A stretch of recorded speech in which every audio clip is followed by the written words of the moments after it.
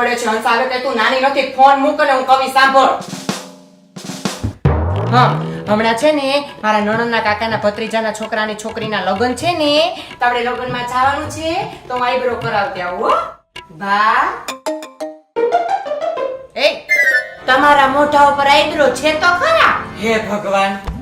ડોબી, ડફોડ, લોહીપીણી, ચક્રમબાળા, eyebrow કરાવો મતલબ eyebrow શેપમાં કરાવો. આઈબ્રો શેપમાં કરાવો, તો બરાબર.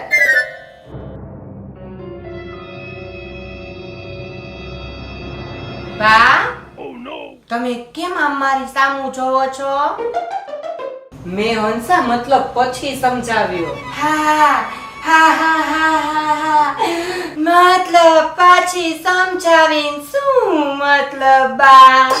હાશ, હજી એમ તો થોડીક તો ડફોડ કાંતા છે જ તે. મને તો એમ કે એની ફઈની ઘરે જઈને થોડીક સુધરી ગયું છે. આમ પણ એના ફઈનો છોકરો લાલ્યો થોડોક છે જ ભોળો પૈસા. બા, શું થયું? હાથ દુખે છે બા? ઠેક. હા, અને સાંભળ હંસા, હમણાં છે ને આપણે ઓલા જે જૂના વાસણ થઈ ગયા છે ને, એ કોક ભંગારવાળો આવે ને તો એ જૂના વાસણ એને વેચી દેજે. જૂના વાસણ હાલવાનો કે હું જાઉં છું. હા, તો બરાબર. હાલો એ હંસા હંસા હંસા હંસા એ હંસા. અરે હંસા, મારું પાકીટ. હાય હાય, આ શું કરે છે તું? બા, હું જૂના વાસણ વેચું છું. આ બધાના હું 60 રૂપિયા આપીશ બેન. ચાલુ ચા. આ તો છે ને મારા ભાઈએ મને ગયા વર્ષે રક્ષાબંધનમાં મને ગિફ્ટ આપી હતી, અને આ છે ને ઈ તો હું મોલમાંથી લાવી હતી. પૈસા. વાહ. અને હંસા, આ બધું તું વેચી નાખીશ અત્યારે? હા, તે વેચવા દ્યો ને. તમારું શું જાય છે? તમારે શું કરવું છે આ બધું રાખીને? એ શું કરશો વાળી?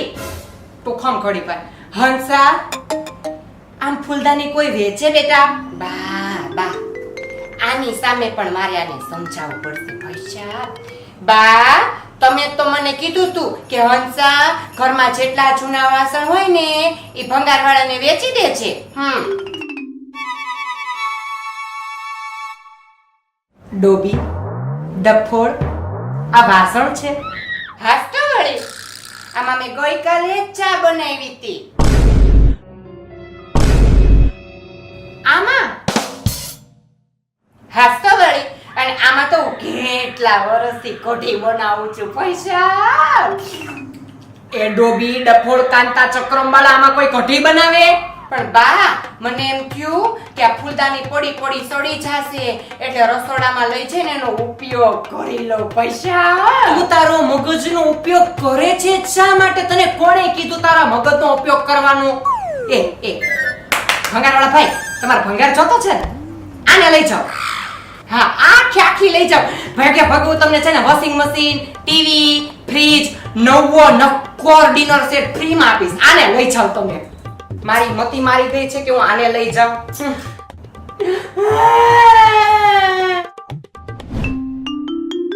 ઓ ચમના બેન, તમે હજુ રેડી નથી થયા?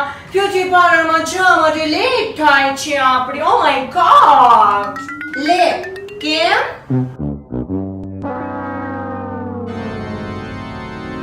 કરિયાણું ખરીદવા બેટા. હે, તો બરાબર. એ તો બરોબર વાળી. બ્યુટી પાર્લરમાં બાયું બ્યુટી ટ્રીટમેન્ટ કરાવવા જાય કે કરિયાણું ખરીદવા ન જાય? ના બા ના, મારી ફ્રેન્ડ ધતોરી તો બ્યુટી પાર્લરમાં ચપ્પલ લેવા ગઈ હતી. પૈસા. હે, બ્યુટી પાર્લરમાં ચપ્પલ લેવા? Oh my God. હા, અહીંયા પેડિક્યોર કરાવવા ગઈ હતી ને, તો એના ચપ્પલ ભૂલી ગઈ હતી, તો લેવા ગઈ હતી.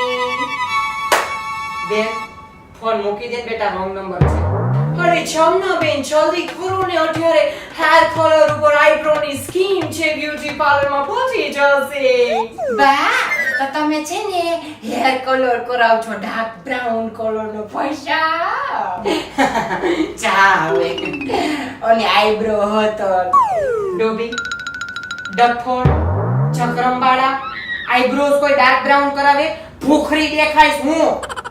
અરે હું તને શું કહું છું કડવી, તું છે ને આ વખતે હેર કલર ની સાથે હેર સ્ટાઈલ તો નવી કરાવજો હો, સારી લાગશે. Oh my god, ના છમના બેન. લાસ્ટ યર હોળીમાં મારા જાનવી મારી ઉપર કલર ઉડાડ્યો હતો. તમારા હેર રેડ અને યલો ને ઓરેન્જ થઈ ગયા હતા. તો મને જરાક પણ સૂટ નતા કરતા. મારે નથી કરાવ. Oh my god. હે ભગવાન, આને શું કરવું મારે? નહીં, તું ફોન મૂકી દે, તારો રોંગ નંબર છો. આની સાથે હું પંચાયત કરું છું. હાલો હું તમને પાર્લરે જઈ બધું સમજાઈ દઈશ હો ને. હાલો. ક્યાંથી આવ્યા છે આ લોકો? બા એ આપણા ઘરના દરવાજેથી આવ્યા છે. હે ભગવાન, સરસ. હા, હું જાઉં છું. હાલો.